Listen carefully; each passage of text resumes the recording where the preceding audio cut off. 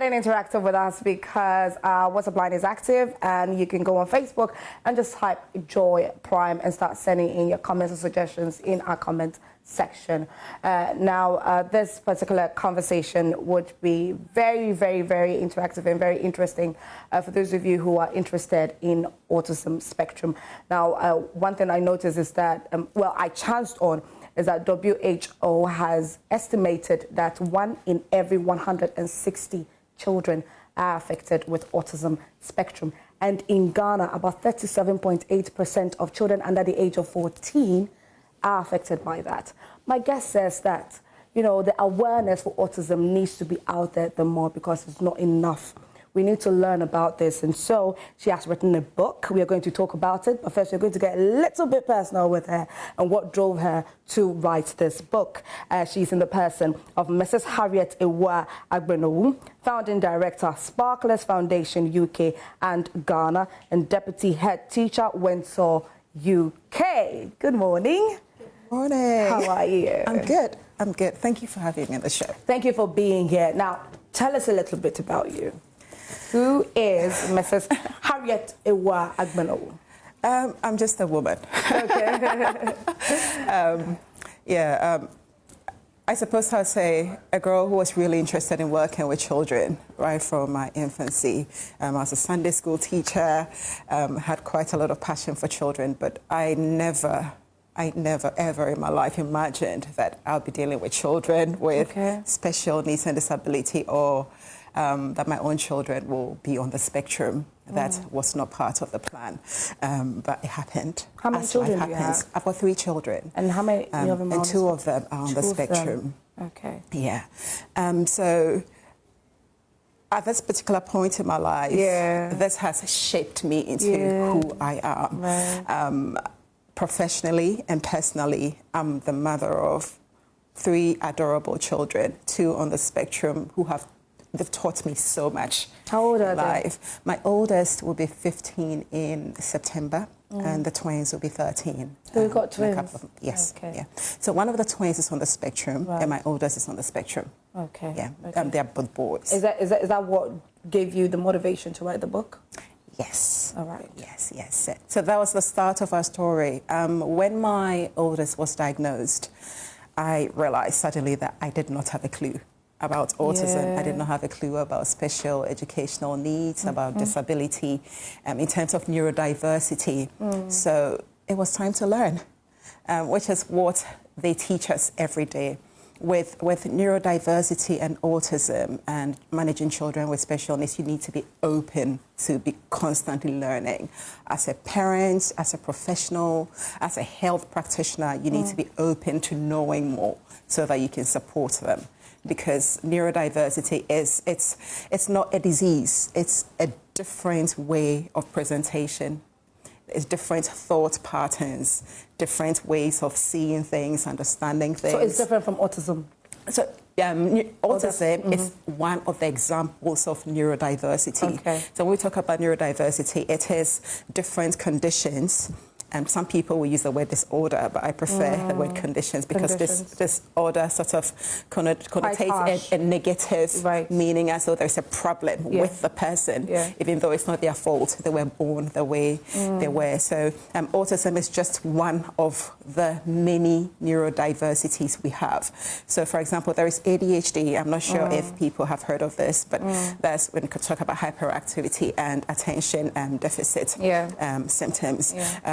There is global developmental delay. We've got fetal alcohol syndrome. We've got Tourette syndrome, Williams syndrome. There are quite a number of neurodiversities with different ways of presentation. Okay. So autism is one of these, and it's got specific characteristics which you can use to identify each of these types of neurodiversities. So, for example, with autism, You talk about, you can spot three things. There are issues with social interaction and communication. Right. So that's one of them. And then there are challenges with executive functioning. So that's the person's ability to organize themselves, plan, start and complete tasks, know how to manage their time. So that is executive functioning. So someone on the spectrum might struggle with aspects of this in different ways.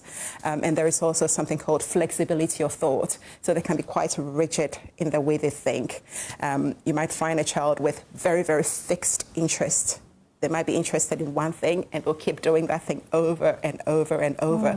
It could be an interest in a short video clip, but they can play that over and over and over because they enjoy it. It might be a particular toy. It might be arranging things in a certain way. One of the common ones people are familiar with is the fact that they like to arrange things in a line, but that's just one of them. It basically means that they can have a very fixated interest once they decide to focus on something.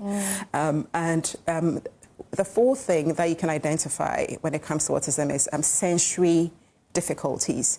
So they may be hypersensitive or they may be hyposensitive. So hypersensitivity is when they want a lot more of the sensory input around them than your typical child. So, for example, someone might want a lot of they may have a high tolerance for certain noise levels or heat or temperature. So it's all about the senses, what they can taste, what they can see, how they feel. So potentially someone could have interest in very strong taste. My youngest, for example, he is very, very interested in foods which are very hot in terms of chili content or things which are sour. He's got a tolerance for that, so he'll seek those things because that feeds his sensory need, that particular sensory need. He's also, and this is one of the things that I've talked about to quite some length in the book, because it has a huge and significant impact on awareness of danger and safety. So, for example, he would try to poke his hand in a flame. He can't tell this is dangerous. That is not dangerous. How hot it is. He can't quite figure out. He's seeking that sensory input without realizing that he could actually get hurt. He might try to drink a substance that's got a very, very strong taste. It could be detergent in the house just because he's seeking that input.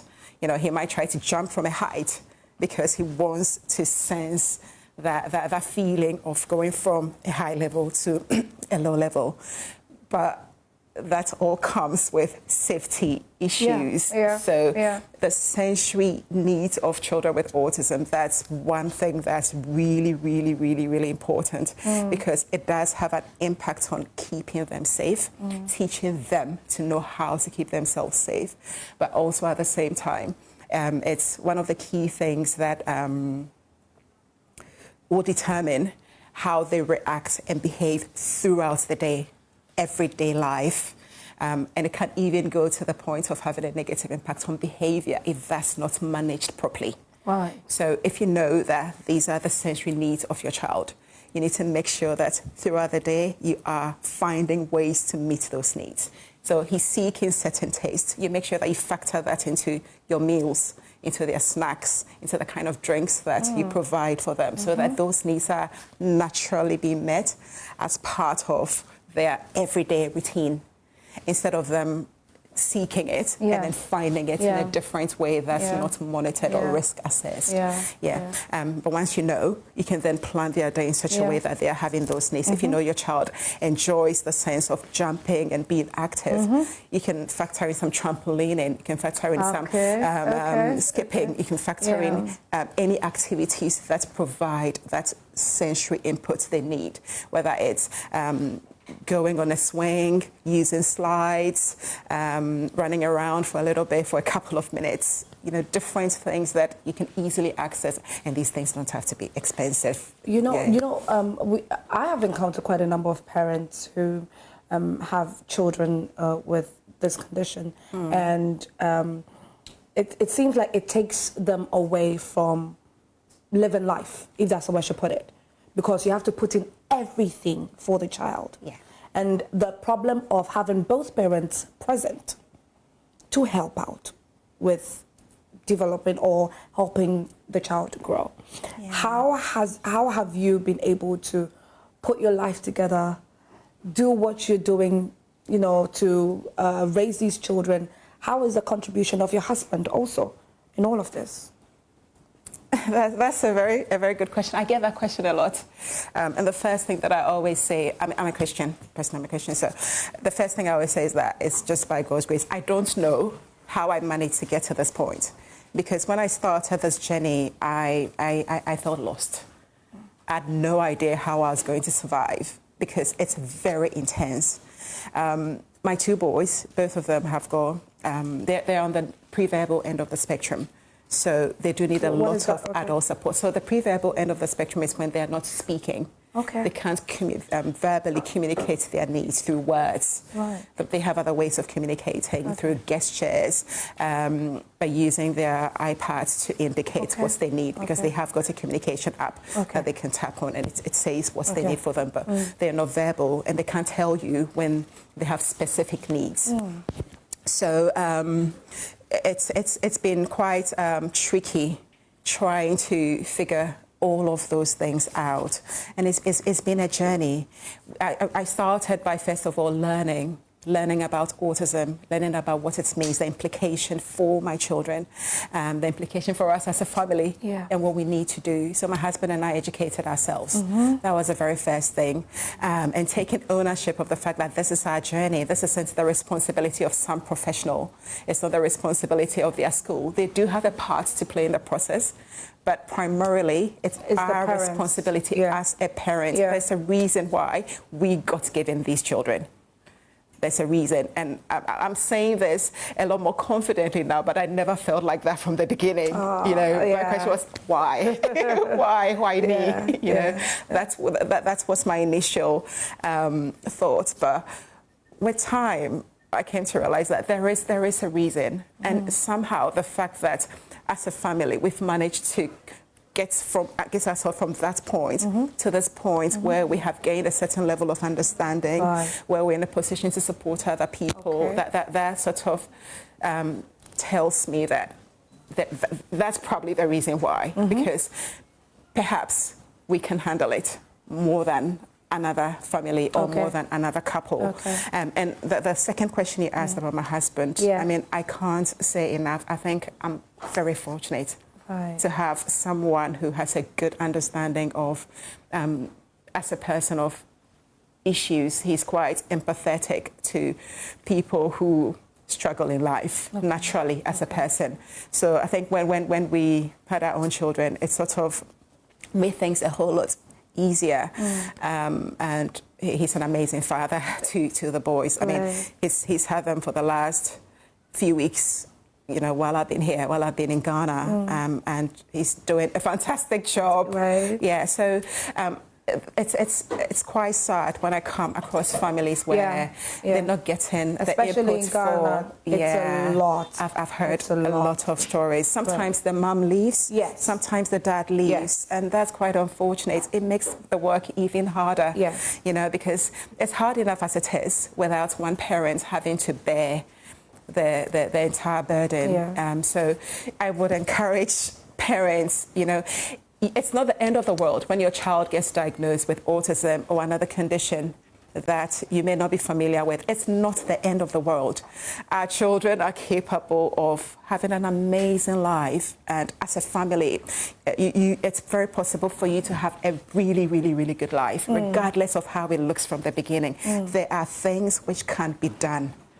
Practical things that can be done, that you can put in place, and mentally, psychologically, how you tune yourself, you know, to see life. You've got to realize that despite the fact that this isn't what I was hoping for, this wasn't the plan, this is now my package. This is what I've now got to do. You take the steps to make sure that you achieve what needs to be achieved for your own self and for your children. And these are all areas that I've addressed in the book, how you meet the needs of your child specifically. throughout the day, right from the time of even in the book talks about diagnosis, how you even notice the symptoms while they are still very tiny, because there are symptoms that you can notice when they are babies, when they are toddlers. There are ways of spotting these symptoms. And you talk about all that in the book. All of this is shared in the book. What you can do about it, the kind of support, because there are times when early intervention, what we call early intervention, that's when you notice certain things and you do something about it by a certain time. Right. Yeah, and a lot of times when you do that, you begin to see positive results or changes in those areas. You begin to see improvements in some of those areas if you put in the effort to do certain things early. It's got to be early. I always advise for people to target early intervention from the time they notice as a toddler to about 7 years. Those are the most productive years for early intervention. So do whatever you can, seek the professional support. And you as a parent, make sure that you're working with the child consistently at home. And when you're able to detect it early, can something be done about it? Something can be done about some of the symptoms you see, because it means that you can then put in strategies that would help the child cope a lot better with those areas. And that means that as they grow, they become more confident in being able to demonstrate other attributes and apply those skills to other areas. So potentially that they then become a bit more independent in life. They become more able to do certain things without fully depending on you all the time. Because the thing is, autism is a lifelong developmental condition. It's not something that disappears when you grow. There's a saying that a child with autism will grow up to become an adult with autism. It doesn't disappear from the system. We talk a lot about children with autism, but we forget that those children are growing to become adults with autism. So I've noticed there isn't much talk about adults on the spectrum in our community, but that's a gap that we need to be addressing in terms of the social justice and how we meet those needs, because it's a big picture.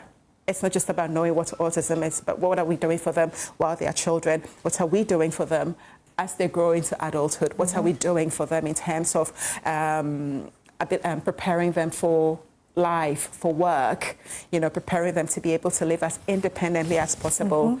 For example, you have a child, a 3-year-old child, who depends on you for you to shower them, to bathe them, to feed them. So when they are 20 years old, do you still want to be doing those exact same things as a mother? If you've got a boy, will you be still showering your 20-year-old man, brushing his teeth for him, wiping up after him after he uses the loo? No. You don't want to be doing that for the sake of their dignity. It's just wrong, So what you need to be doing is putting measures in place right from when they're children to teach them these things, so that by the time they get to that age, they would have the skills and the confidence to be able to do these things independently, and that gives them a much better quality of life. I'm just going to say that that's very important, because a lot of people do not realize this, but children with autism may take much longer to learn some of the things that are neurotypical. That's your child without autism. The term that we use is neurotypical. It means that they do not have autism or other neurodiversities. So a child with autism is likely to take much longer to learn those same skills that their sibling who doesn't have autism would learn in a very short space of time. My daughter, she was potty trained by 2. She was using the loo independently. Her brothers took up to 7 years. Or 8 years. So if you're not careful, you may end up with an adult who's still in nappies. And it's not because they are not clever, but sometimes it's got to do with issues such as the sensory issues I talked about. They may just not like the feel of sitting on the loo.